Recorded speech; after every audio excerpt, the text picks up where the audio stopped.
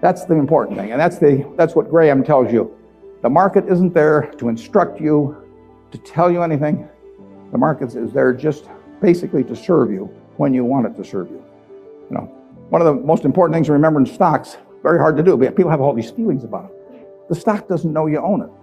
You know, you're sitting there with these certificates for Berkshire. The company doesn't even know you own it, you know, and the stock doesn't. It's trading now and they don't know you own it. So it has no feelings about you. I mean, you've got all these feelings about it, but it's just part of a business.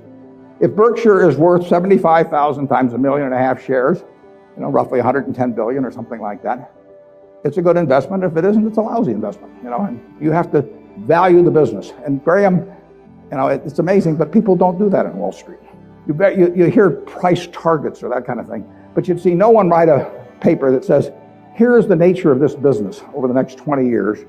You know, what should that business sell for? Forget about what it's selling for. In fact, one of the things I always like to do when I'm looking at investments is I like to look at them without knowing the price. Because if you see the price, it automatically has some influence on you. If you just sit down with the reports, if I get an idea about looking up a company and I get the 10Ks and so on, I would rather not know the price because I'd rather value it without knowing the price. When I used to handicap horses when I was a kid, one of the things I would do is I'd get the racing form ahead of time.